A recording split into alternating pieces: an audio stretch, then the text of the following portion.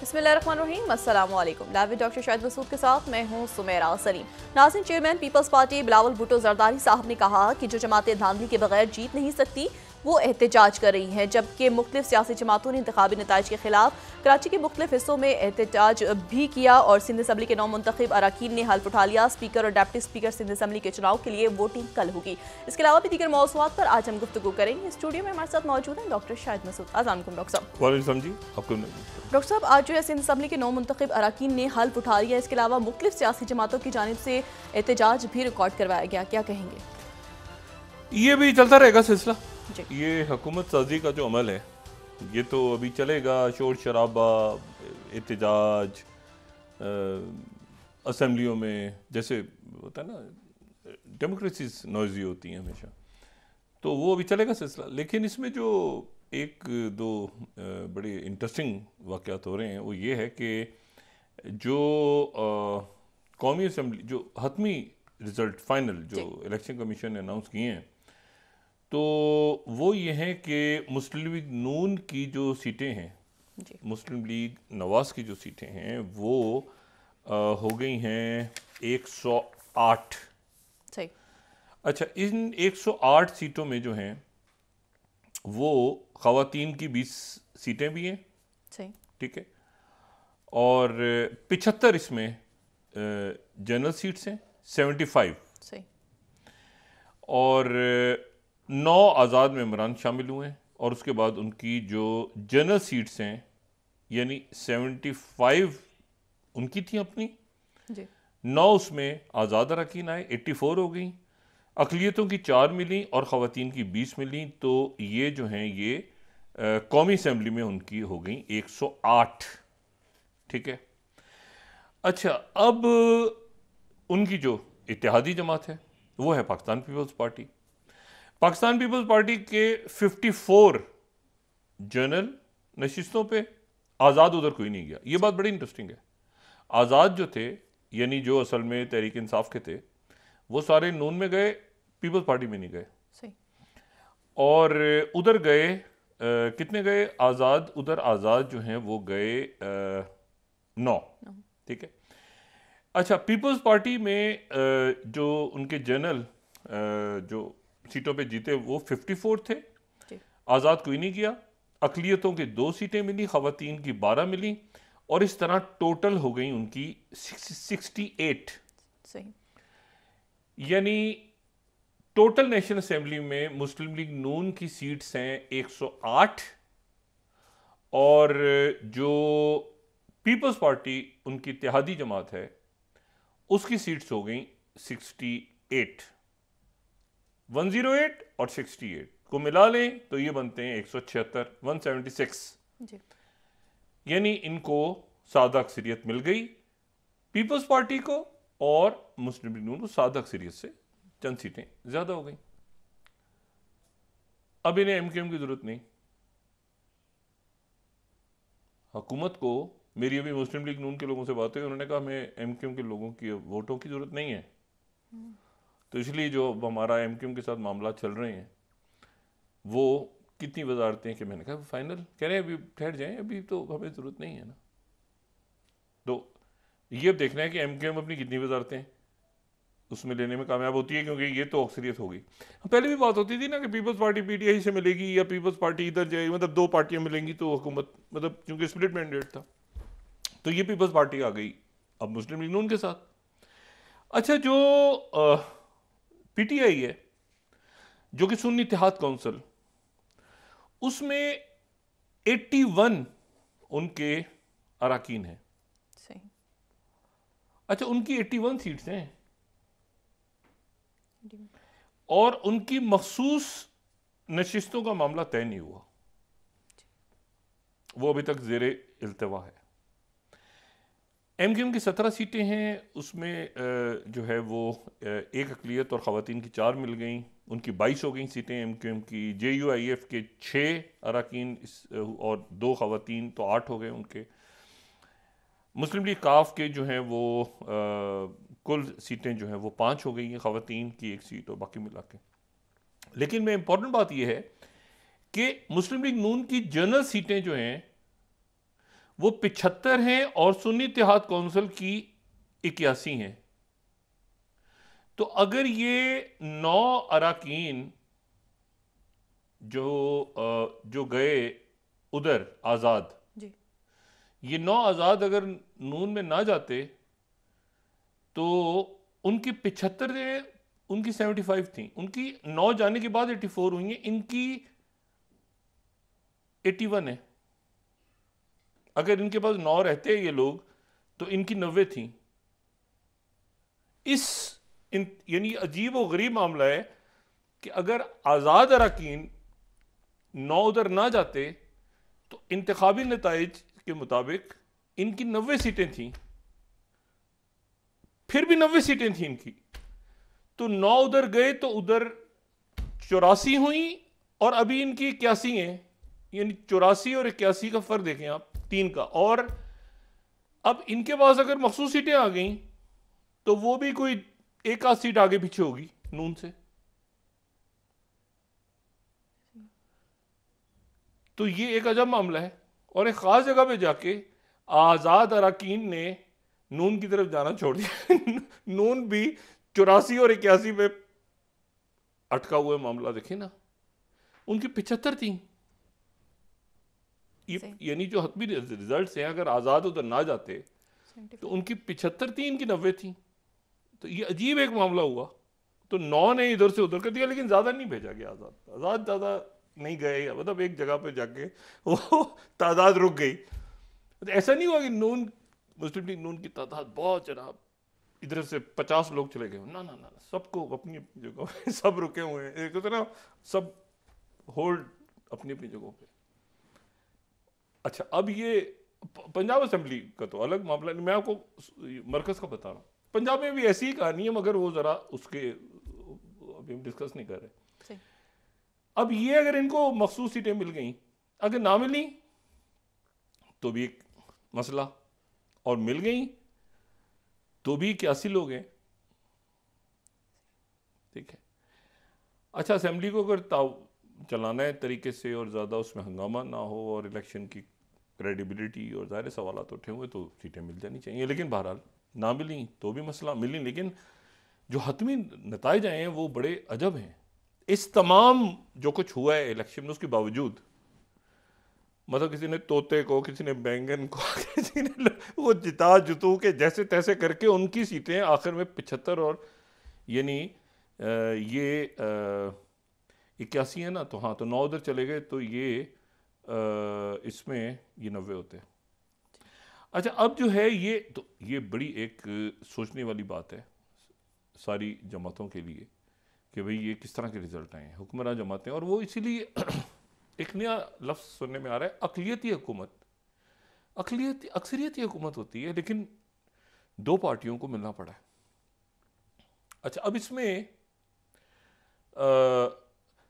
एक जो अच्छी बात आज जिसको मैं बहुत अप्रिशिएट कर रहा हूँ, ठीक है, वो ये है कि मियां नवाज शरीफ साहब की जो जब वो आज काफ़ी दिनों के बाद नज़र आए, एक तो ये है कि जिस किसी ने का भी ये मशवरा था या उनका अपना फैसला था कि वो ये जो मेडिकल शरीफ मेडिकल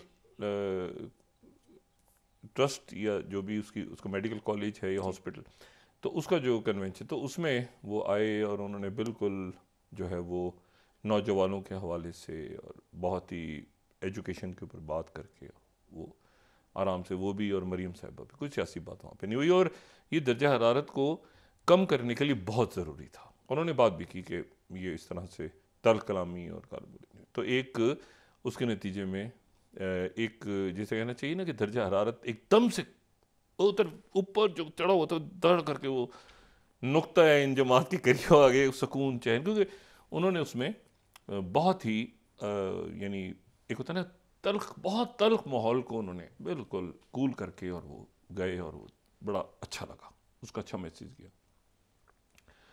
लेकिन मसला ये, जब ये हो रहा था तो वहाँ टैपटास हो रहा था सिंध असेंबली के बाहर, ठीक है ना।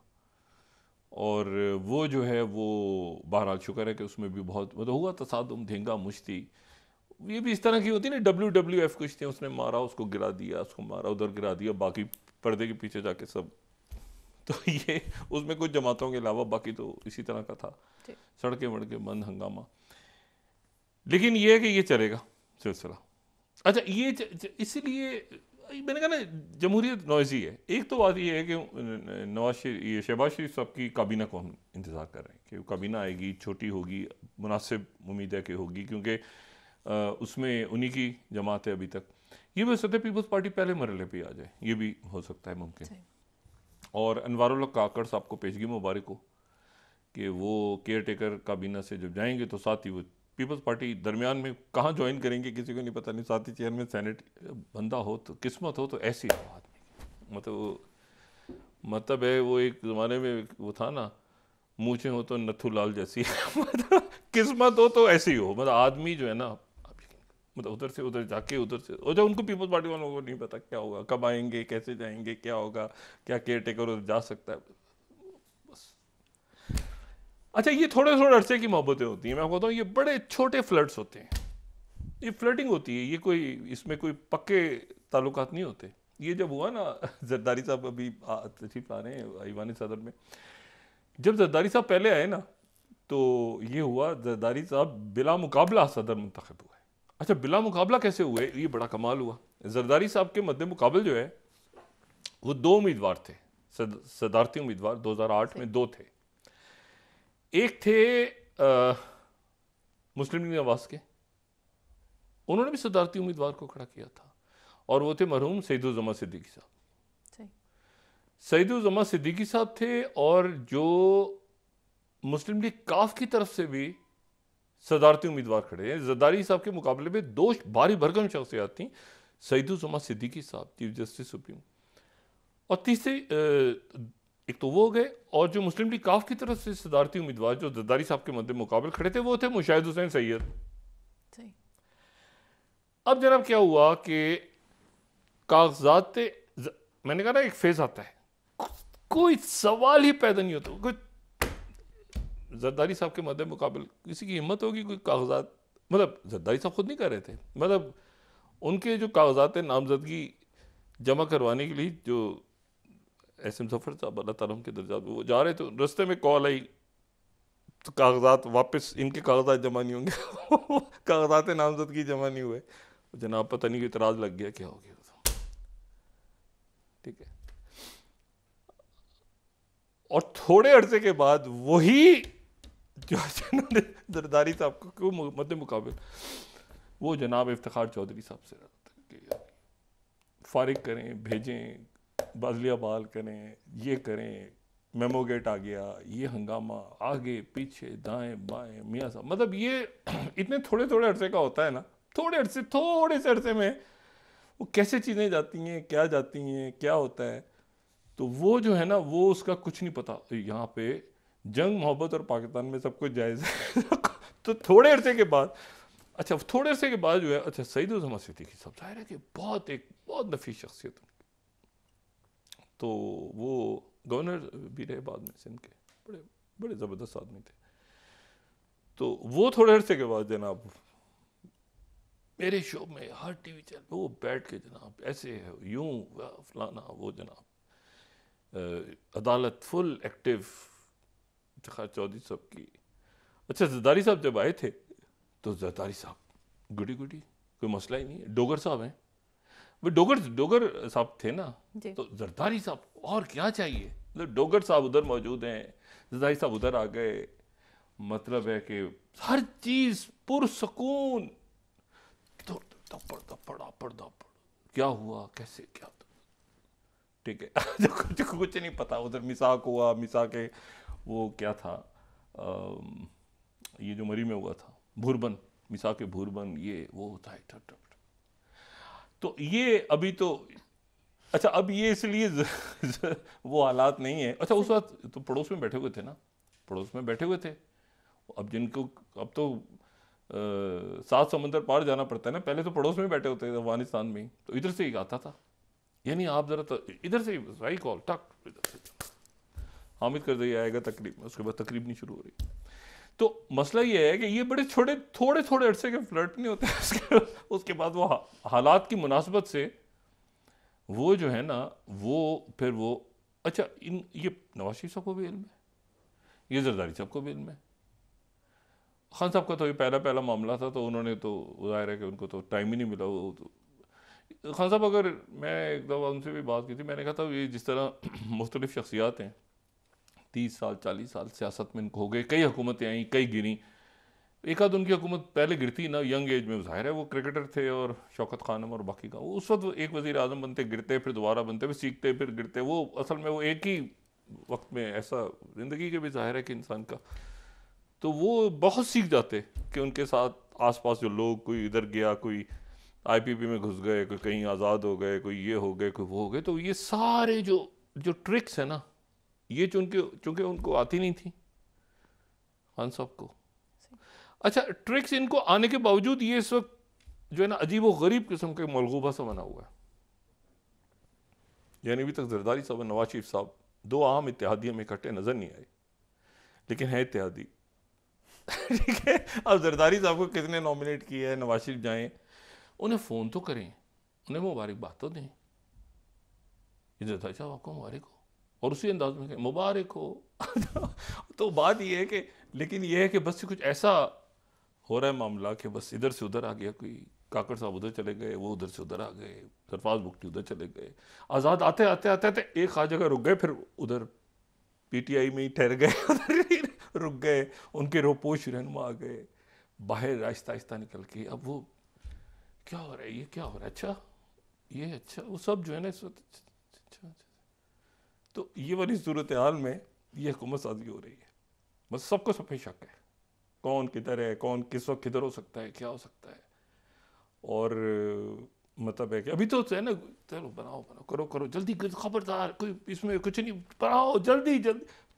थोड़े दिनों बाद जब ये सारा हो जाएगा ना, मामला थमेगा अपनी जगह, फिर शुरू होगा ये क्या कर रहे हैं यार, अच्छा ये कौन है, ओ अच्छा ये तो बहुत अच्छा आदमी है, ये तो बहुत ही अच्छा है, इसके साथ तो ज्यादती हो गई, वो तो कनटुट्टा है, वो कहाँ से आ गया, अच्छा वो बुलाओ यार नैब की जो आज SOPs आई हैं।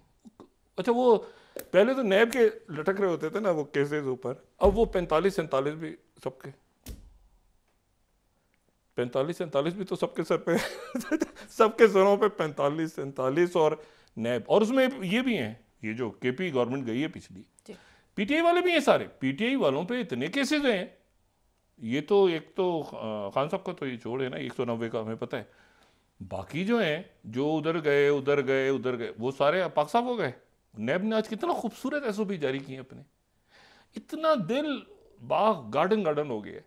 वो SOP ये है कि आपको हम बिल्कुल तंग नहीं करेंगे, आपको हम आराम से बुलाएंगे, यहाँ पे बिठाएंगे, एक सोफा होगा, ठंडी हवा के झोंके होंगे, आपके साथ बात होगी, आपको कोई आपको हरासा नहीं किया जाएगा, इन्होंने उठा के पटक के आपको ना आराम से बुला के फिर आपके सामने ऐसे फिर पूछा जाएगा आपसे, प्यारे बच्चों कीवी क्या है, कीवी एक परिंदा है, वो ऐसे करके जो है ना ये, फिर उसके बाद ये, अच्छा उधर फिर 45-47 भी कहीं घूम रहे होंगे, दाएं बाएं टर्मिनल चल रहे होंगे। तो ये जो है ये इसी तरह से आगे चलेगा मामला। इसमें जो है वो चीज़ें कोई बहुत सारे फैसले ऊपर नीचे होते रहेंगे, ऊपर नीचे होते रहेंगे, और लेकिन ये है कि ये जो ओवरऑल सिस्टम बन गया है ना इस वक्त इलेक्शंस के बाद, ये चलता रहना चाहिए, उसको चलते रहना चाहिए, इसकी खराश तराश होती रहेगी। यानी जैसे मिसाल के तौर पे उधर से कोई उधर आ गए, उधर से उधर चले गए, उधर की अक्सरियत ख़त्म हो गई अचानक, मैंने आपसे कहा ना बहुत शॉर्ट टर्म, बहुत इतने शॉर्ट टर्म ये होते हैं ना। अब देखें ना खान साहब की हुकूमत आई है अगस्त में, और बकौल ख्वाजा आसिफ के हमसे 4 महीने बाद ही रब्ता हो गया था, तो मतलब बहुत, और वो जो है उनसे तो पुराने हैं ना, कई सालों के सिलसिले हैं ना मोहब्बतों के, तो वो तो बहुत ही, वो तो एकदम जो है ना सब। तो अब ये है कि असल इशू ये है कि अच्छा अब जो मैं कह रहा हूँ खराश तराश होती रहेगी, लेकिन ये एक सेटअप, ये इसको क्योंकि इसको इसमें जो इश्यूज है ना, अगर ये मैंने कहा ना इसमें खराश तराश होती रहेगी, मतलब है कि केसेस आ रहे हैं, केसेस बन रहे हैं, ये हो रहा है, वो हो रहा है, लेकिन इसको चलना इसलिए चाहिए क्योंकि उसकी वजह यह है कि अगर ये सेटअप जिस शक्ल में भी है ना, तराश खराश होती रहेगी, ये मैं बता दूँ। नैब के चलते रहेंगे, ये हो गया, कोई खाली हो गई सीट, दूसरा आ गया, ये हो गया। लेकिन इसको चलना इसलिए चाहिए क्योंकि जो मईशत है ना आपकी, वो है एक लॉन्ग टर्म स्ट्रेटेजी। मतलब ये इस तरह से होगा और होना चाहिए मेरा ख्याल है, और होगा यकीनन, कि जो माशी फैसले हैं, वो जो पॉलिटिकल टर्मोइल हो रहा है उसके नतीजे में माशी फैसले मुतासिर ना हो। मतलब आपकी IMF के साथ क्या बात हो रही है, आपके दोस्त ममालिक से क्या मामलात हो रहे हैं, ये इशू है ना आपका। बाकी वो तो इधर के वजारत वो रुकनीत ख़त्म हो गई, उसके ज़्यादा हो गई तादाद। पता है ऐसा भी हो सकता है कि PTI की तादाद ज़्यादा हो जाए, लेकिन वो तो जो दो जमातें हैं तो उनसे आगे पीछे वो, ये भी हो सकता है कि उन्हें मखसूस सीटें ना मिले। मतलब हर पॉसिबिलिटी, उधर से कुछ कम हो जाए, इधर से कुछ इलेक्शन ट्रिब्यूनल ले, और आगे पीछे चलता रहेगा मामला। लेकिन असल बात ये है, क्योंकि ये है लॉन्ग टर्म इशू मईशत। अच्छा, मईशत के साथ फिर वो एक ऊपर होता रहेगा असेंबली में, आगे इलेक्शन ट्रिब्यूनल्स में, इधर उधर सारा होता रहेगा।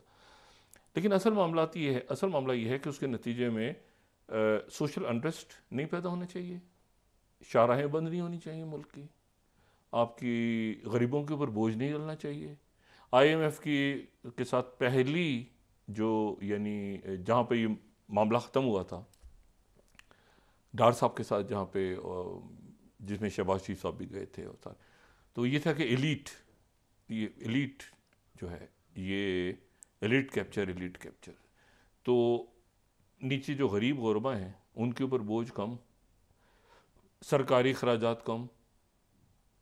और ये ऐसा नहीं कि ख़बरें आने लग जाएं कि जी नए वज़ीर आए तो उन्होंने कहा नई गाड़ियाँ लाओ। भाई हम तो 4 महीने हुई, तो ये तो बीच में निगरान चला के चले गए, गाड़ियाँ नहीं, खर्चे वर्चे कम। और मेरा ख्याल है कि शहबाज शरीफ साहब को ये अब, क्योंकि इसमें मतलब है कि सूरत हाल डिफरेंट है, वो 16 जमातें नहीं है ना साथ, तो चूँकि मुस्लिम लीग नून की गवर्नमेंट है तो छोटी अच्छी कैबिनेट बनेगी मेरा ख्याल है।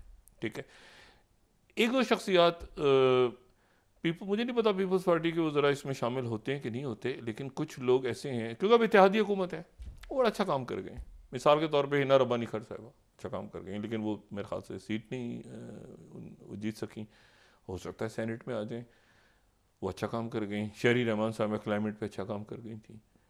तो ये है कि अब, लेकिन अपोजिशन जो है, यानी जो मैं आपको सिर्फ ये बता रहा हूँ कि वो इसको हल्का ना लें। ये जो तहरीक इंसाफ के लोग हैं जिन्होंने सुन्नी, इनकी बहुत बड़ी तादाद है, ठीक है ना, और बहुत बड़ी तादाद है। और वो जो तादाद है, आप देखें ना कि मुस्लिम लीग नून 84 और वो 81, 84 और 81 पे, यानी आज़ाद अरकान मिला के।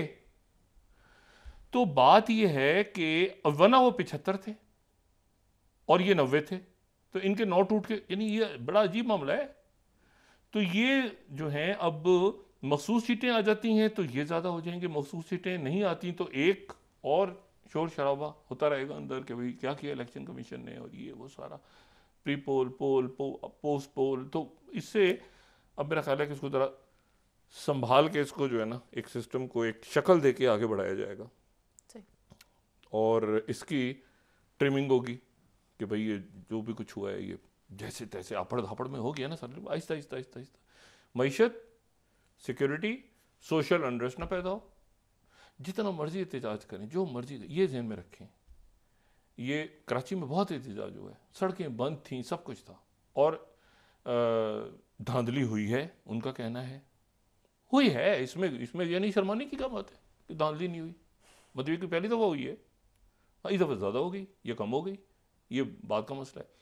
लेकिन इसमें एहतजाज में जो सड़कें बंद होती हैं ना, तो उसमें उन लोगों का क्या कसूर है जिनकी गाड़ियां फंस जाती हैं, जो शाहराहें बंद होती हैं। ये गुजारिश है बस हमारे अपने अकाबरीन से कि कोई ऐसा तरीका निकालें एहतजाज का कि अगर आप धरना देंगे लोगों के, या सड़क बंद कर देंगे, एम्बुलेंसें फंस गई हैं, वो जाहिर है उनको भी और कोई मतलब है कि इसके अलावा कोई हल नज़र नहीं आता। लेकिन ये अच्छा, उसमें पुलिस के एहलकारों की भी क्या गलती है, उनकी भी ड्यूटियाँ लग रही हैं उस पर, फिर अजीब। तो मेरा ख्याल है कि कोई एहतजाज का कोई ऐसा रास्ता निकाला जाए कि जिसमें अवाम के लिए मसाइल ना खड़े हों। अब ये तो बड़ी सी बात, शारा फैसल बंद, लेकिन उस शारा फैसल बंद होने से जो हमारी एलीट है उसको क्या फ़र्क पड़ेगा? वो तो गाड़ियां फंसी हुई, शाहराहें बंद, बलूचिस्तान की, तो फ़र्क किसको पड़ेगा? धरना जारी, अच्छा एहतजाज कर रहे हैं वो, लेकिन ये कि होता ना 4 रोज से जी बलूचिस्तान बंद पड़ा है, कहने में बड़ी अच्छी बात लगती है। इसका असर आपकी मईशत, इसका बोझ कौन उठाएगा आगे जाके? इसका बोझ तो पब्लिक उठाएगी, वो एलिट तो सेहत पे असर नहीं पड़ेगा। तो बराह करम ये गुजारिश है कि सड़कें ना बंद करें, इनको ऐसा तरीका करें, एहतजाज करें, सड़कें ना बंद करें, शाहराहें ना बंद करें। हम तो रिक्वेस्ट कर सकते हैं सर, क्योंकि माशी हालात ऐसे हैं नहीं कि एहतजाज इस तरह से हो। कोई और पुरअसर, जिसका असर भी हो, वो तरीका निकालें, लेकिन सड़कें और मुल्क बंद करने से नतीजा ये होता है कि उसमें मईशत आपकी पहले बैठी हुई है, तो वो जनाब पता चला कि वो जो जिसने चीज़ महंगी बेचनी है वो कहेगा भाई ये तो, और वो सही भी कहेगा शायद, वो कहेगा कि भाई मैं तो 5 दिन के सड़कें बंद थी या तो शाहराहें बंद थी सारी। तो ये इस तरह से करते कराते आगे ट्रिमिंग करते करते करते करते, लेकिन जो आखिरी रिजल्ट्स आए हैं वो बड़े मेरे लिए हैरान कुन है, जो हतमी इलेक्शन कमीशन ने रिजल्ट्स दिए हैं। और ये बात भी काबिल गौर है कि आज़ाद अरकान बहुत जाते जाते मुस्लिम लीग नून में अचानक रुक गए। तहरीक इंसाफ में अडयाला जेल पे नज़र रखें, अडयाला जेल पे नज़र रखें, जब वो कहता था शहबाज शरीफ साहब पे नज़र रखें, वो नहीं रखते थे। क्या हुआ? अडयाला जेल पे नज़र, देखिए जाते थे रुक गए ना, एक ख़ास तादाद में अरकान रुक गए। तो ये पार्लियामेंट के अंदर जो है ना, ये चलता रहेगा सिलसिला, इत्तेहाद ऊपर नीचे। लेकिन इसमें मैं आपको बताऊं, सारा जो मामला है वो ये है कि वो सारा अब डिपेंड करता है शहबाज शरीफ साहब की काबीना पे। मेरा ख्याल है काबीना उनकी छोटी होगी, क्योंकि अब वो 16 जमातों वाला खेल तो है नहीं। काबीना वो छोटी रखें, और वो जो वो आज नवाज शरीफ साहब ने जैसे किया ना, मतलब है कि वो अपने काम पे तो जो ज़रा ज़्यादा दे हुकूमत, तो मेरा ख्याल है वो तलखी कम होगी। नवाज शरीफ साहब ने आज बिल्कुल टेम्परेचर डाउन कर दिया पॉलिटिक्स का। अब वो अपना काम के ऊपर जो है ना, वो यानी ये मईशत है, ये माशी पॉलिसी है, ये गवर्नेंस है, ये सेहत है, ये ऐसे ऐसे, तो वो उस तरफ वो आगे बढ़ें।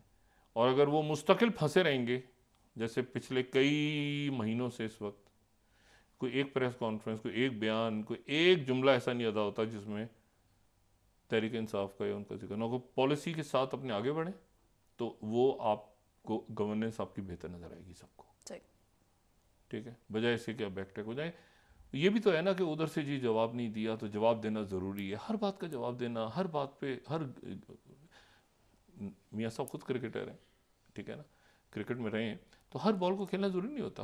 आप जैसे आज हुआ तो इसको टेम्परेचर को नीचे लाएं सब ज़रा थोड़ा सा, और मईशत सिक्योरिटी को देखे आगे बढ़े, खराश तराश होती रहेगी। और ये पड़े हैं नैब, सोफे वाली नैब, कोल्ड ड्रिंक्स वाली, अफ्तारी भी हो सकता है, सेहरी भी हो सकती है वहाँ पे, SOP नए बड़े अच्छे हैं, जाती नहीं होगी, ठीक है। और 45-47 की तलवार लड़कती रही चारों तरफ, और ये मामला आगे चलते रहे। ये उस वक्त तक मैंने कहा ना, ये जो मैंने कहा कि फ्लड से होते हैं, थोड़े अरसे के बाद अचानक शुरू हो जाता है, ये सारा डिपेंड करता है कि गवर्नेंस कैसी रहती है और तहरीक इंसाफ के साथ आपकी वर्किंग रिलेशनशिप कैसी होती है, ठीक है। क्योंकि जो हतमी इस तमाम आखिरी रिजल्ट आए हैं वो कोई बड़े इनकरेजिंग नहीं है, ठीक है। अच्छा, तो अब इसमें इशू ये है कि एक तो ये हो गया, दूसरा अब आए कि ज़रा अब बाकी दबाव क्या हैं। बाकी दबाव ये है कि गज़ा के ऊपर जंग बंदी, गज़ा से जियो पॉलिटिक्स दुनिया भर की जन्म ले रही है। पेरिस में ये सारे पहुंचे थे, ठीक है, और पेरिस में जो है वो मोसाद के सरबराह, शिन बेत के सरबराह, कतर के वज़ीर आज़म, CIA के डायरेक्टर, वहाँ प्रोग्रेस हुई है और एक नया खाका, वो पुराना जो मुसवदा उसमें से एक नया खाका बनाए, और वो जो खाका है उसको लेके मोसाद और शिन बेत के सरबराह वापस तल अवीव पहुँच गए। कतर से और काहिरा के जो इंटेलिजेंस चीफ और कतर के जो वज़ीर आज़म वो हमास से बात करने चले गए। उसमें जनाब बुनियादी खदोखाल वाज़े हो गए काफ़ी हद तक, और वो ये है कि 6 हफ्ते की जंग बंदी फ़ौरन से फ़ौरन, रमज़ान से पहले जल्दी 6 हफ्ते की नज़रबंदी, 40 गालिबन वो यरगमाली छोड़ेंगे और यहाँ से सैकड़ों की तादाद में फ़लस्तीनी रिहा होंगे, और उसके बाद इस दौरान बात आगे बढ़ेगी। लेकिन वो जो नेतन्याहू का प्लान था उसको अमेरिका ने बुरी तरह से उसको मुस्तरद कर दिया, और ब्यूनस आयरस में, ब्यूनस आयरस जो है ये अर्जेंटीना का दारुल, अर्जेंटीना का दौर बोलते हैं, वहाँ पे अर्जेंटीना पहुँचे हुए हैं सेक्रेटरी ब्लिंकन, और अर्जेंटीना पहुँचे हुए हैं। लेकिन अर्जेंटीना में वक्फे में 1 मिनट में रहता हूँ। अर्जेंटीना के जो नए प्रेसिडेंट आए हैं ना वहाँ पे, जेवियर मिलाई। अब जेवियर मिलाई जो हैं ये भी एक बागो बहार शख्सियत हैं, जेवियर मिलाई। और ये बागो बहार शख्सियत इसलिए हैं कि ये वहाँ पर आए, ये भी कुछ अर्से पहले जीते थे इलेक्शन अर्जेंटीना का, और अर्जेंटीना में इलेक्शन जीतने के बाद उन्होंने 2-3 काम किए। एक तो इन्होंने कहा कि मैं सारी मुल्क की इकॉनमी को जोड़ रहा हूँ उसके साथ, अमेरिकन डॉलर के साथ।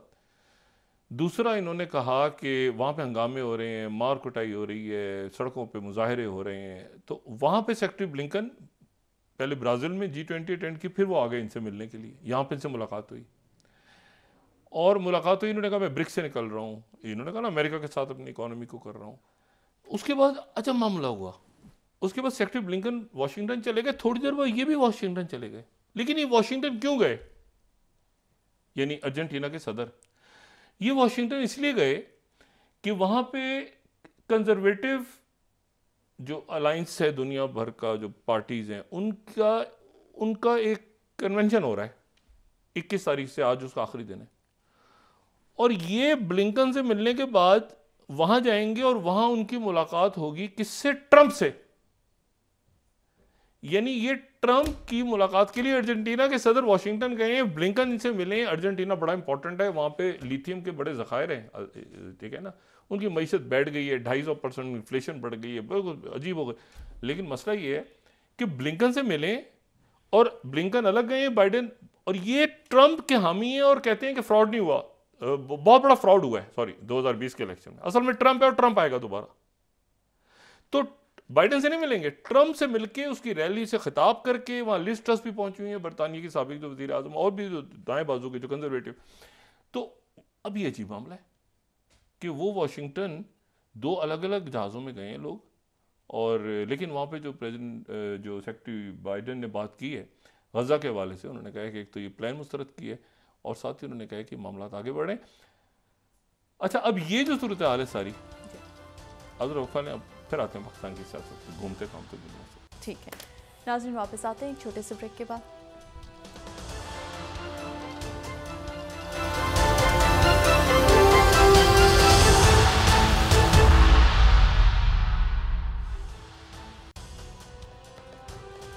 वेलकम बैक नाज़रीन। तो डॉक्टर साहब आप ये कह रहे थे कि अब भी बहुत ज़्यादा फर्क नहीं है सीटों का, बहुत ट्रिकी नंबर्स हैं।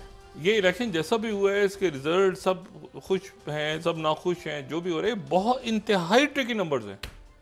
आप ये देखें ना कि मुस्लिम लीग नून की 75 सीटें हैं जी, जनरल सीटें जिन पे वो जीते हैं।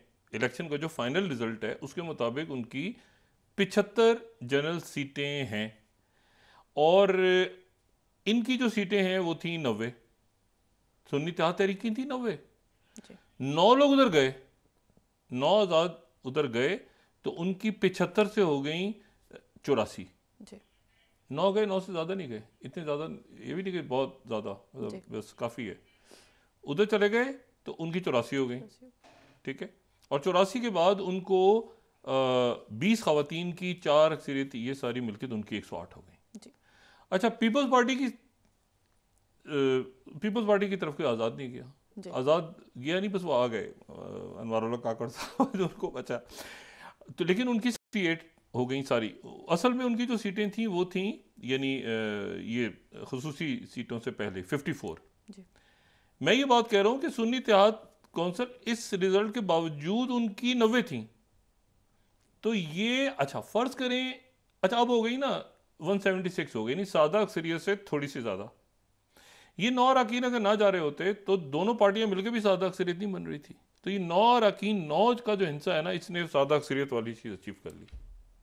लेकिन इशू ये है कि यहाँ पर अब इनको देखें ना, उनको 84 सीट्स पे मुस्लिम लीग नून को मिली हैं 20 ख़वातीन की सीटें, और उनको मिली हैं 4।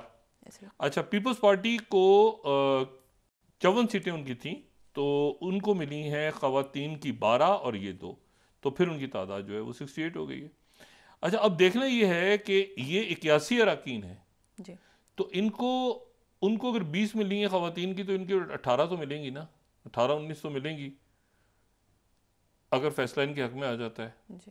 तो ये 18-19 ये होंगी, अकलियती होंगी, तो जो मिला के तो ये वो अगर 108 पे गए हैं तो ये कहीं 100 से तो ऊपर ही है ना, हर हाल में 100 से ऊपर है। जी। अगर ये सीटें आ गई तो ये 100 से ऊपर है। तो देखना ही, तो मैं आपसे सिर्फ ये बता रहा हूं कि ये बड़े ट्रिकी नंबर्स हैं, ठीक है ना, ये बड़े ट्रिकी नंबर्स हैं। और इसीलिए मुस्लिम लीग नून का जो कहना है कि हमारे साथ भी गड़बड़ हुई है, उनके लोग भी तो कह रहे हैं ना हमारे साथ गड़बड़ हुई है। तो ये आप नंबर्स देखें ना, तो इन नंबर्स में मुस्लिम लीग नून जो है वो ये आज़ाद अरकान के बगैर वो 75 थी सीट्स उनकी, और इनकी 90 थी। सुन्नी इत्तेहाद कौंसिल की 90 थी, तहरीक इंसाफ की यानी। तो 9 ने जाके वहां 84 किया है, और 84 होने के बाद वो 84 हो गई है, 81 है अभी भी, 84-81। तो पीपल्स पार्टी साथ मिली है जाके। मैंने कहा ना, बहुत ही ट्रिकी नंबर है, बहुत ट्रिकी नंबर्स हैं। अब मसला ये है कि वो इसमें इस बात को यकीनी बनाए कि दोनों साथ चलें, क्योंकि दोनों हर हाल में साथ चलें, तमाम हर सूरत साथ चलें। क्योंकि जहां मतलब ये है ही नहीं ना कि वो खुद कह रहे हैं ना, मतलब जहां कर हुआ कोई तो पीपल्स पार्टी साइड, ये साइड जरदारी साहब हमारे साथ मतलब वो इतना, मैंने कहा ना हमसे, इतना ट्रिकी है मामला। तो इसीलिए ये बात भी चल रही है कि जी पहले ही उसमें पीपल्स पार्टी भी वजारतों में शामिल हो जाए। अभी तक पीपल्स पार्टी के कुछ अरकान से मेरी बात हुई, उन्होंने कहा जी शायद नहीं, कुछ कह रहे हैं कि हो सकता है, क्योंकि इतनी तेज़ी के साथ सूरत चेंज हो रही है कि पीपल्स पार्टी को भी वही कहा जाए, क्योंकि साथ बैठे ना आके, ताकि कोई ऊपर नीचे हो तो भाई वो भी फिर, तो बहरहाल ये भी एक मुमकिन है। मैं सिर्फ ये कह रहा हूँ कि नंबर्स में बहुत डिफरेंस नहीं है। 2 साल मुकम्मल हो गए यूक्रेन जंग को। अच्छा, यूक्रेन जंग को 2 साल मुकम्मल हो गए, और यहाँ पे यूक्रेन में कीव में आज कनाडा के पीएम और इटालियन प्राइम मिनिस्टर, बेल्जियम, बाकी यूरोप के और G7 के इजलास से प्रेसिडेंट बाइडेन खिताब करेंगे। और ये जो यूरोप के ऊपर बयान दिया ना ट्रंप ने, ये इस ट्रंप के बयान ने यूरोप को चाइना की तरफ, चाइना इससे फ़ायदा उठाएगा, चाइना इससे फ़ायदा उठाएगा कि भाई एक मिनट हट जाए, देखें ना ये आप, हम नेटो में हैं, आप तो नेटो का हमसे क्या ताल्लुक है, आप ताइवान से क्या ताल्लुक है, ये तो सरजंग का है, तो चाइना इससे फ़ायदा उठाएगा। और उसको बड़ा, क्योंकि देखें ना, नेटो के मुल्क जो हैं वो भी कहते हैं कि भाई रशिया से आप नहीं मसला कर रहे हो, तो चीन के चाइना के साथ हमें क्या ज़रूरत है, मसला हमारा क्या मसला है यूरोप का और चाइना का, ना हमारे बॉर्डर लग रहे हैं ना हमारे कुछ हो रहा है, तो वो इससे चाइना अल्टीमेट फ़ायदा उठाएगा, ये ट्रंप के बयान से। और दूसरी बात ये है कि ये अच्छा, हुतीज़ ने जो जहाज़ डैमेज किया था, ये बताना बहुत ज़रूरी है। वो जो जहाज़ जिसको खींचते हुए ले जा रहे थे जिबूती, तो वो जो जहाज़ डूब रहा था रुबेमार, ये रुबेमार को लेके तो जा रहे हैं, 18 मील तक तेल फैल गया, ऑयल का जो लीकेज है इस पे। वैसे फर्टिलाइजर्स थे इसके ऊपर, 41,000 टन फर्टिलाइजर्स थे, लेकिन ये जहाज़ जब डूबा है तो उसके नतीजे में इसका ऑयल जो खींचते हुए लेके जा रहे हैं, तो 18 मील तक, ये देख रहे हैं पीछे ऑयल, ये पानी है और पानी में ऑयल की आपको एक लकीर बड़ी, ये बड़ा ख़तरनाक है। ये जो ऑयल का जो लीकेज और जो स्पेल है ना, ये बड़ा सबके लिए, यानी ये नहीं कि ये एक तो ज़ाहिर है कि जो समुद्री मखलूक है वो तो उसके लिए है, दूसरा ये मसला ये है कि यहाँ पे डीसैलिनेशन प्लांट्स हैं। ये जो रेड सी है, सऊदी अरेबिया, एरिट्रिया, कई मुल्कों ने अपने डीसैलिनेशन प्लांट्स लगा रखे हैं ये समंदर के पानी को साफ़ करने के लिए। तो ये एक तो ऑयल वैसे ही उसमें आग लग जाए, कुछ हो जाए, वो अपनी जगह ख़तरा होता है। दूसरा ये है कि वहाँ पर चूँकि दूसरे किसी जहाज़ को आने की ज़रूरत, इजाज़त नहीं है। अब यमन की हुकूमत कह रही है कि उसको, क्योंकि पानी तो उनके भी तो लोग पी रहे हैं ना, तो वहाँ पे बहुत गुर्बत, बहुत अफलास, आना जंगी। अब ये है कि वो इस ऑयल को कौन आके, यानी ये बहुत एक डैमेज यानी मामला है कि मतलब डैमेजिंग सबके लिए, क्योंकि मैंने आपसे कहा ना, डीसैलिनेशन प्लांट्स के ऊपर मसला, फिर उसके बाद इन्वायरमेंट हैजर्ड्स हैं, फिर उसके बाद ये ज़ाहिर है कि ऑयल है, और एक तो वो इशू है ना कि जो शिपिंग और कीमतें और वो सारा वो जो मसला चल ही रहा है, लेकिन ये जो ऑयल का लीकेज है ये एक नया डिज़ास्टर है। तो ये जो है इसकी सीज़फायर बहुत इंपॉर्टेंट है, और मैंने आपसे कहा ना कि इसको जितनी जल्दी, ये जो प्रेस कॉन्फ्रेंस की है ना सेक्रेटरी बाइडेन ने वहाँ पे अर्जेंटीना में, तो वहाँ की फॉरेन मिनिस्टर, ये 7 स्लाइड अगर दिखाएं ना, तो डियाना मोंदिनो के साथ उन्होंने जो प्रेस कॉन्फ्रेंस की है, उस प्रेस कॉन्फ्रेंस में यानी वाशिंगटन जाने से पहले ये G20 समिट ब्राज़ील के अटेंड करके फिर यहाँ आ गए थे लैटिन अमेरिका में। तो वहाँ जो इन्होंने प्रेस कॉन्फ्रेंस की है, अगर उसकी वर्डिंग देखें ये डिपार्टमेंट स्टेट की, तो उसमें ये बाकायदा लिखा हुआ है। वो कह रहे हैं कि जी मुझे पसंद नहीं आया गज़ा का जो पोस्ट वॉर प्लान है, उन्होंने कहा नज़रअंदाज किया। ये नेतन्याहू ने कल जो उन्होंने कहा हाँ वो देखा है मैंने, लेकिन ये कि हम इसको जो है ये गज़ा के अंदर जो है ये टेररिज्म नहीं होना चाहिए, और ये और काफ़ी मंथ्स हो गए और हम देखते हैं, और ये मर्जेज और ये वो क्या सूरत हाल, क्योंकि उनको ज़ाहिर है पेरिस से इतला आ रही होगी मुसलसल कि पेरिस में प्रोग्रेस हुई है, खाका बन गया।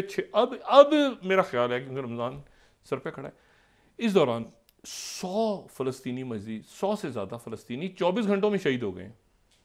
नेतन्याहू नहीं रुक रहा, उनका ये कि जंगबंदी से पहले अब, और अमेरिका के लिए भी अब समझाना पड़ा। मैंने कहा ना अब वो बिल्कुल वो टाइम आ गया, फ़ोन उठा के कहें मतलब गेट लॉस्ट, फ़ौरन 1 घंटे के अंदर जो है ना बंदूकें रखो अपनी। और उधर हमास तो तैयार है, हमास तो तैयार बैठी, हमास तो उनके लोग तो इस वक्त आप देखें कि अगर आज जंग रुकती है तो 11,000 लोग फिर भी अपनी जाने दे देंगे, इतना ख़तरनाक मामला है।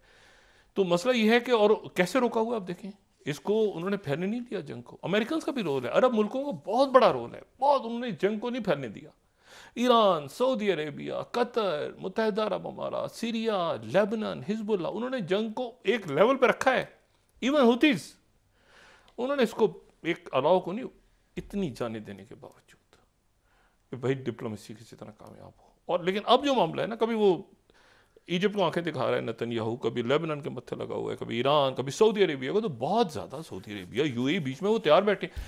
$500 बिलियन अगर आज जंग बंद हो जाए तो यूक्रेन को दोबारा बनाने के लिए 500 बिलियन $500 बिलियन चाहिए। ये यूक्रेन का एस्टिमेट है डैमेज का, अभी तक जो नुकसान हो चुका है। बाकी जो इंसानी जाने गई वो अलग है। और 6 मिलियन रेफ्यूजीज हैं जो यूक्रेन वॉर की वजह से यूरोप और दीगर मुल्कों की तरफ गए। 6 मिलियन रेफ्यूजीज रजिस्टर्ड। अब मसला ये इंसानी जाने, चूँकि क्लेम दोनों तरफ से दूसरा हो रहा है, यूक्रेन नेटो कुछ कह रहा है, यूक्रेन के अपने लोग उसको बढ़ा, रशिया ज़्यादा कह रहा है हमने मार दिए, हमारे लोग ही नहीं मारे, हद डैमेज सब कुछ हुआ है। लेकिन आप देखें कि ये लाहासिल जंगें जो हैं, क्या हासिल है, क्या वहाँ फ़लस्तीनी शहीद हो गए उधर, हाँ फ़लस्तीनी रियासत उनको मिल गई और मिल जाएगी इंशाल्लाह।